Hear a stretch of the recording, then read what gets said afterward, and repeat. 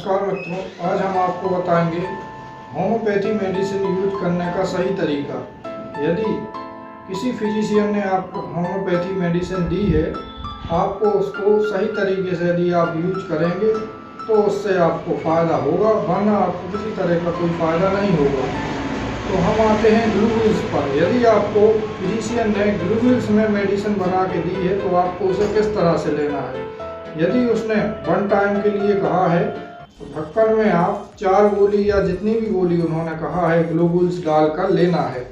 इस तरह से आप ढक्कन में डालेंगे, ना कि उसे हाथ से छुएंगे। हाथ से छूने की आवश्यकता नहीं है। मेडिसिन लेने के बाद मुंह से दूरी बनाकर मेडिसिन को लेना है। मेडिसिन लेने के बाद आप इसका ढक्कन प्रॉपरली लगा देंगे। जो इसका कैप है, इसको प्रॉपरली लगा के आप इसको कूल एंड डार्क प्लेस पे रखेंगे। कैप टाइटली लॉक करके रखें। और यदि किसी फिजिशियन ने आपको पेटेंट मेडिसिन दी है जो कि इस तरह से लिक्विड में आती है, यदि उन्होंने कप में डाल के लेने के लिए कहा है तो आप 1 कप लेंगे, उसमें आधे कप में पानी डालेंगे और जितने ड्रॉप इसके डालने के लिए कहे हैं इस तरह से इसको खोलेंगे। इसमें इसका जो नोजल रहता है, इसमें हाथ लगाने की आवश्यकता नहीं है। जितने ड्रॉप कहे हैं उतने ड्रॉप उसमें आप डालेंगे और उस मेडिसिन को आप लेंगे। जितने भी टाइम कहा है उतने टाइम उस आप मेडिसिन को लेंगे और इसे टाइटली बंद करके कूल एंड डार्क प्लेस पे आप इसे रखेंगे।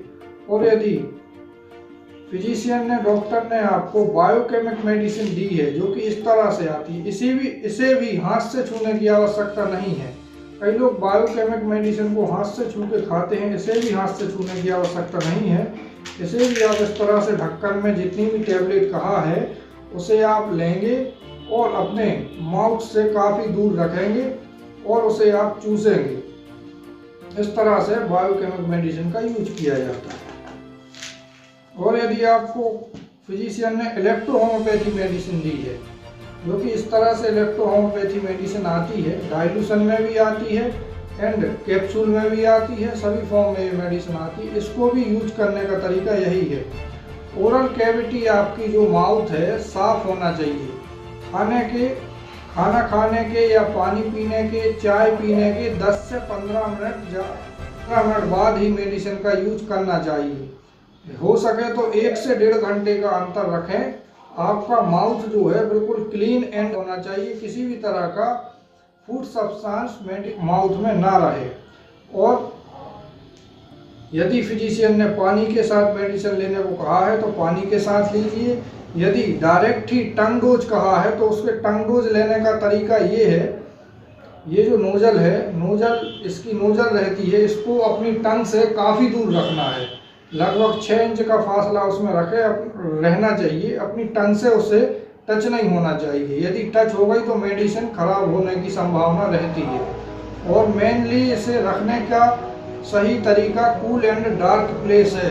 इन मेडिसिन को धूप में नहीं रखना है। और परहेज की बात करें तो परहेज में इतना ही है, इन मेडिसिन का यदि आप यूज कर रहे हैं तो आपको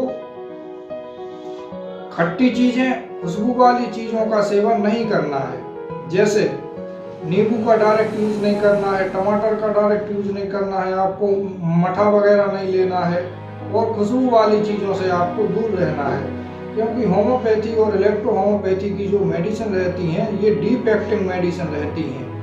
यदि आप खटाई वाली चीज़ों का उपयोग करेंगे तो इनका मेडिसिनल पावर कम हो जाएगा और खुशबू वाली चीज़ों से भी इनका मेडिसिनल पावर कम होने की संभावना रहती है। इसी वजह से आप जो है इनका उपयोग करें तो उस टाइम पे खुशबू वाली चीज़ें और खटाई वाली चीज़ों का सेवन कम से कम करने का प्रयास करें, ताकि मेडिसिन का जो इफ़ेक्ट है सही तरीके से इफ़ेक्ट